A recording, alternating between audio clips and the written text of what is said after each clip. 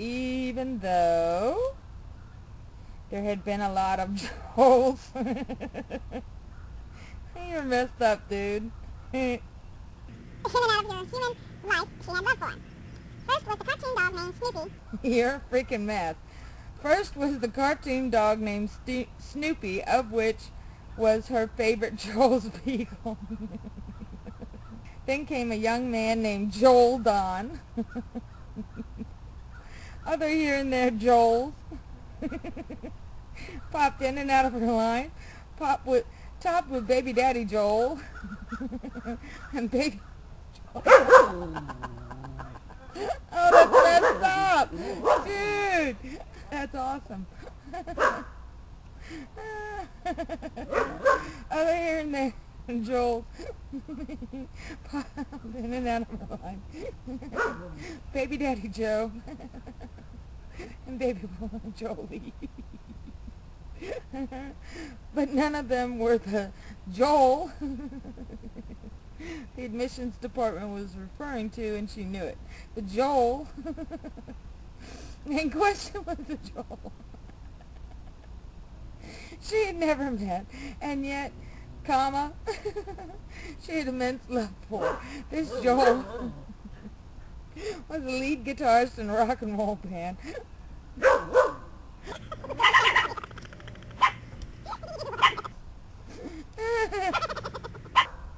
You're a mess.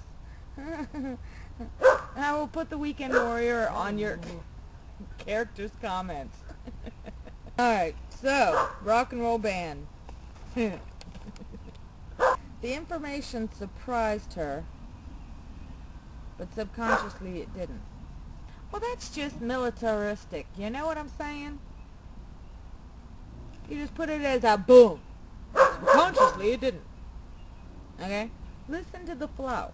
I'm gonna teach you flow. Flow.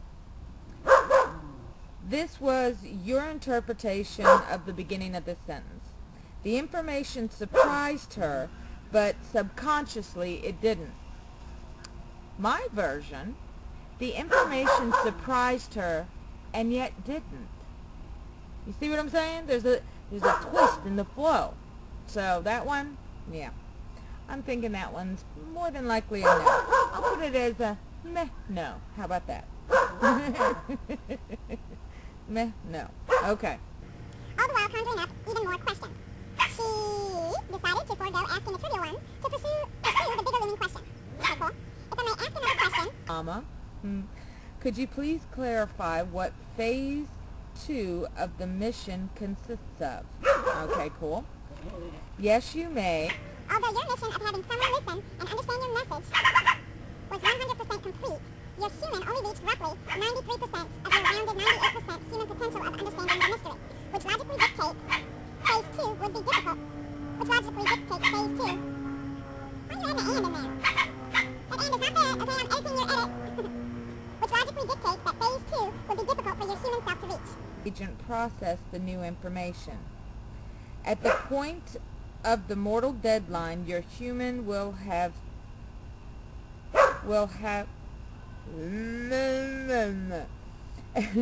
at the point of the mortal deadline, your human will have to reach 100% accomplish phase 2 of the mission. Alright, so what did I say? At the point, blah blah blah, at the point of the mortal deadline, your human will have. See, you left out a to have. And trust me, I've said that to myself several times. So listen to the way that I said it. At the point of the mortal deadline, your human will have to have reached 100%. Meaning, with the implication that she has not reached 100% yet, but by the time the mortal deadline approaches, she has to reach it at that point. So she has to have, that's why I say have to have. So, at the point of the mortal deadline, your human will have to have reached 100% to accomplish phase 2 of the mission. At the point of the mortal deadline, your human will have to reach 100%. I guess it's more of an imagery if you have the two halves in there instead of the one half. Okay. So that's still... So we'll put that as a net. I'm not sure on that one, because I like to have. 100%. The shocked, twice, dead scared asked for clarification. You didn't like my purposes. Okay, we can deal with that. 100% of my humans, 98% potential, or 100% as in the max total of 100%? Yes, came the simple monotone response.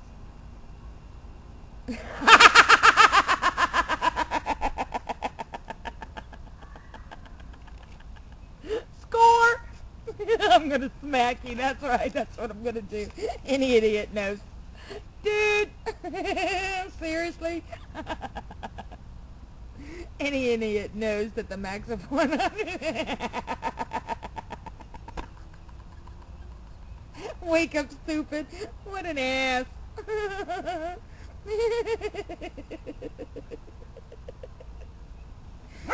That will not be included. As in the maximum total a human can reach, which is 1.1047% more than your predicted human potential, thus emphasizing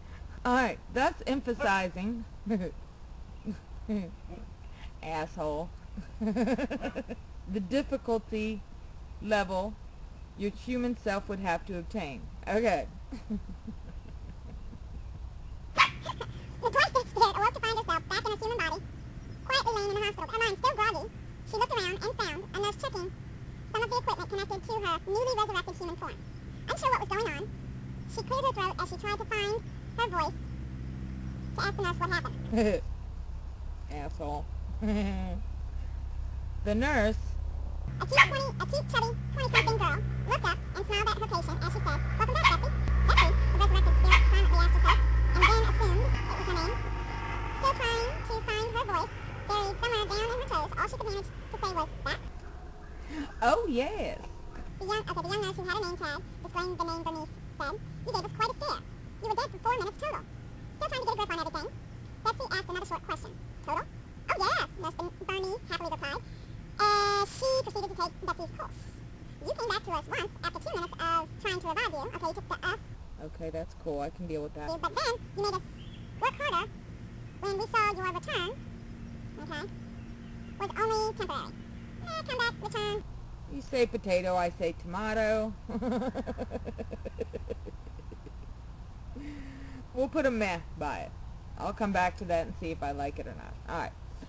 So, Betsy was speechless at this point, comma. And looked pleadingly into the eyes of the nurse. Okay, no comma. Let's take that one out. As if she were asking her to continue. Nurse Bernice picked up on her silent plea, no comma, and continued to fill in the blanks for Betsy. "Well, after we got you back the second time, you instantly sat up and yelled at us for a pen and paper." "Paper?" Betsy questioned, confused by this bit of news. "Oh, yes." Oh, yes. Yes, I say, oh, mighty, yes. "Oh, yes," replied the nurse, giving Betsy the impression Nurse Bernice was quite fond of spreading tales whenever she could. "Oh, you cut out that. All right. I think that's a meh. Okay. All right. You were quite adamant about it. You even argued with Dr. Miles, who wanted you to settle down. You calmly but forcefully told the doctor, and I'm quoting here," Nurse Bernice said with a smirky smile as she raised her eyebrows, "since you weren't the one who just died and came back to life, you need to postpone your illusion of my delusion and fetch me some paper." Nurse Bernice began to giggle as she recalled Betsy's mannerisms. "Anyway, someone found you a pen and a piece of paper, and you started scribbling things down quickly and didn't seem to want to stop." I like my scene being in there, 'cause she's Southern, so she's going to draw it out. "The doctor became concerned for you after 2 minutes or so, comma, when you started rocking back and forth, gaining intensity. You didn't like that. Alright, I can deal with that. That's cool. While you continued to write the same phrase over and over again. There we go. I'm going to add in Nurse Bernice said with a deep southern drawl. Because she sounds good with the deep southern drawl, doesn't she?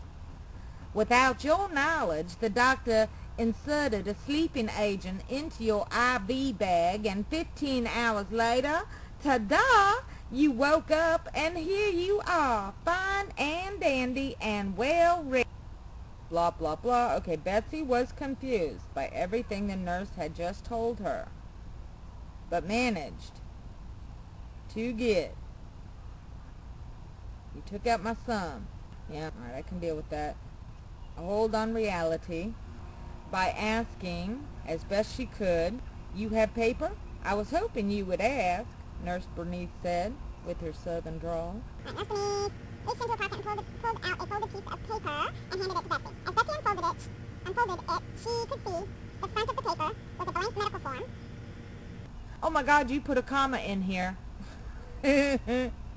But on the back, almost every inch of it was filled with the same small paragraph.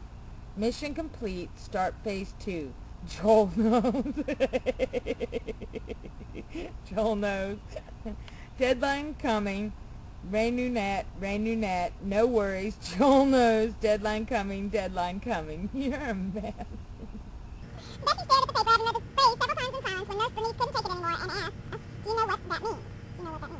"Kinda," Betsy replied, still a bit fuzzy in the head.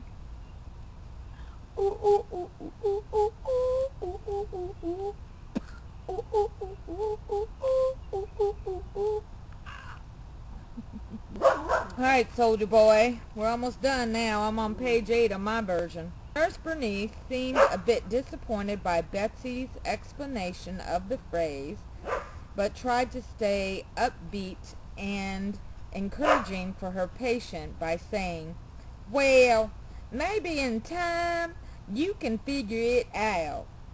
If you'll excuse me,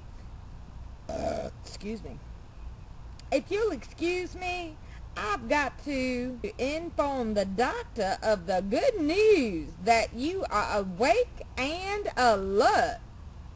I'll be back in a few." Nurse Bernice patted Betsy's knee with an added sincere smile, then turned around and headed toward the door of the room. Betsy wasn't sure why, but as she watched Nurse Bernice leave the room, she had the feeling time was no longer a luxury. Perhaps it was from reading her own words and hearing the truth in them. As she sat awake and alone, with her post-dead letter in hand, she began to feel like she was sitting on the cusp of a dream and was overcome with desire to put all the pieces together. She closed her eyes, and allowed her mind to relax, hoping to ride whatever narcotics were still in her system. I'm trying to catch a glimpse of understanding from the thin ledge that lays on the edge between life and death. I'm surprised you didn't edit that one, because it's a twist with a twist, and it was hard for me to come up with, so that's why I'm surprised you didn't edit it. Like it was grammarly incorrect. Yeah, you know what I'm saying. Alright, so after 30 seconds or so, she could hear, because I know it was there, nurse, but you... Oh, I started laughing and I totally forgot to look at that freaking sentence. "Kinda," Betsy replied, still a bit fuzzy in the head. "Which Joel, you goob?" Screamed out loud, more to herself than to Nurse Bernice, as she thought of all the Joes. What does he know? After 30 seconds or so, she She could hear her voice deep within the darkness of her mind whisper, 5 things, 5 clues, and she'll know what to do. Joel knows. And you know he knows, so there's no sense in him saying, because then it would complicate matters in his world. Phase 2, study the bright beam. Ringing that, deadline coming. Nurse Mildred closed the file she was reading on patient number 7562, also known as Betsy, trying to familiarize herself with each new patient at her new job at St. Anne's, no comma, St. Anne's Psychiatric Hospital. Reading the first few pages of Betsy's 1,000-page story in her own words let Nurse Mildred know she had a lot to learn. Second. Alright. I got through it the first round. Yay. Bye, Joel.